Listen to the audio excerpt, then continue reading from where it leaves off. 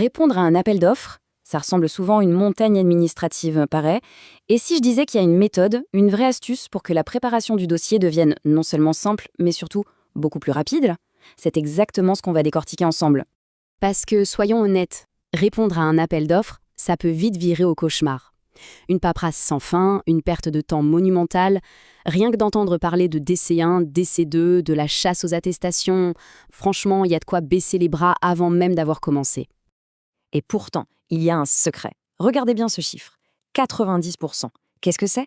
Eh bien, c'est tout simplement la part des éléments du dossier qui peut être réutilisée d'un appel d'offres à l'autre. Oui, 90%. C'est ça le secret qui va transformer ce véritable casse-tête en une simple formalité. Bon, voilà le fameux casse-tête des appels d'offres. Alors, comment on fait pour passer de la frustration à l'efficacité?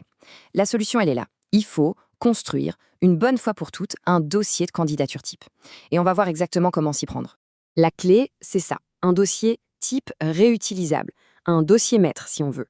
Et la bonne nouvelle, c'est que si c'est possible, c'est tout simplement parce que la réglementation encadre très précisément les documents qui peuvent être demandés.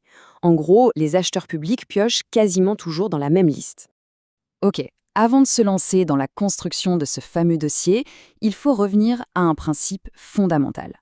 Le but du jeu, c'est de prouver ses capacités. Mais qu'est-ce que ça veut dire exactement? Alors, première question, faut-il être une multinationale pour gagner? On entend ça tout le temps. C'est une idée reçue, mais elle est tenace. La réponse est un grand non. C'est complètement faux. Le mot-clé à retenir, ce n'est pas la taille de l'entreprise, mais bien ses capacités. Justement, ces fameuses capacités, qu'est-ce que c'est? Eh bien, c'est tout simplement l'ensemble des forces d'une entreprise. On parle de quoi? De ses moyens humains, donc ses équipes, de ses moyens financiers, sa santé économique, de ses moyens techniques, comme son équipement, et bien sûr de son expérience qu'on peut prouver avec des références clients ou des certifications. En fait, tout se résume à une chose, faire correspondre les capacités de l'entreprise avec les besoins du marché. C'est aussi simple que ça. D'un côté, on a l'effectif, le chiffre d'affaires, les références clients, et de l'autre, l'objet du marché, son montant, sa durée. Le but du dossier, c'est de montrer que c'est le match parfait entre les deux, un vrai jeu de miroir. Et tout ça, c'est garanti par un principe fondamental dans les marchés publics, le principe de liberté d'accès. Concrètement, ça veut dire quoi? Ça veut dire que tout le monde peut répondre à un marché public, peu importe la taille de l'entreprise, son chiffre d'affaires, sa forme juridique ou même sa date de création. Que l'on soit freelance, une TPE, une PME, tout le monde a sa chance. Ce qui compte, encore une fois, ce n'est pas qui on est, mais ce qu'on sait faire. Bon, maintenant qu'on a bien compris le principe, passons à la pratique. Comment on construit concrètement ce fameux dossier type? On va voir que c'est un processus assez simple qui se déroule en 3 grandes étapes. Alors voilà le plan. Étape 1, on va rassembler tous les documents nécessaires. Étape 2, on compile les informations clés qui définissent l'entreprise.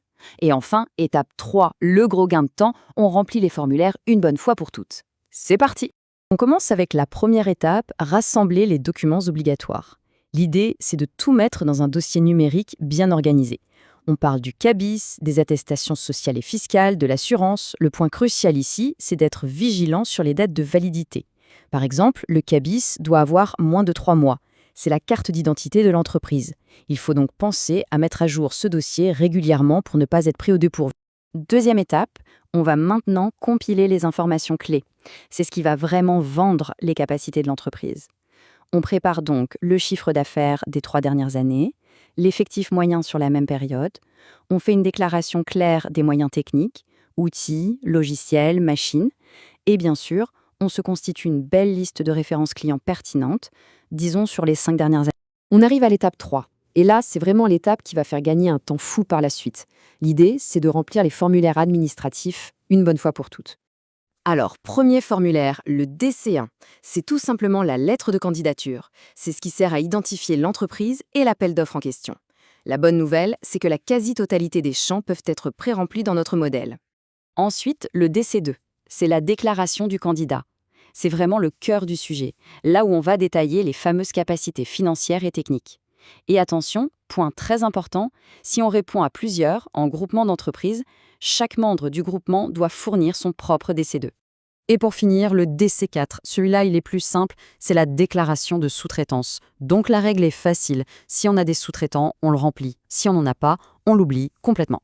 Voilà, les 3 étapes de préparation sont terminées. Maintenant, il ne reste plus qu'à assembler le tout. On prend tous ces éléments et on les met dans un document unique, Clair, propre, professionnel. C'est la dernière ligne droite pour avoir notre super dossier type. Et pour ce document maître, voici une structure toute simple et hyper efficace. On l'organise en 3 grandes parties. 1. La situation juridique de l'entreprise avec les DC1, DC2, CABIS, etc. 2. Les capacités économiques et financières, donc le chiffre d'affaires, l'assurance. Et 3. Les capacités techniques et les références. C'est un plan prêt à l'emploi, il n'y a plus qu'à suivre. Alors, au final, qu'est-ce qu'on y gagne? Eh bien, on gagne du temps et on gagne des marchés. Tout ce temps investi maintenant pour créer ce dossier type, c'est un avantage concurrentiel absolument énorme pour la suite. Le résultat, c'est simple. On devient beaucoup plus réactif. Quand une opportunité se présente, fini la panique et la course aux documents. Il n'y a plus qu'à adapter quelques petits détails et on peut enfin se concentrer sur le plus important, l'offre commerciale. On est prêt à répondre et donc oui, on est prêt à gagner. Souvent, la complexité administrative est vue comme le plus grand mur à l'entrée des marchés publics. Mais et si ce grand obstacle en fait venait d'être levé? La vraie question maintenant, c'est quelles sont toutes les opportunités qui s'offrent à nous?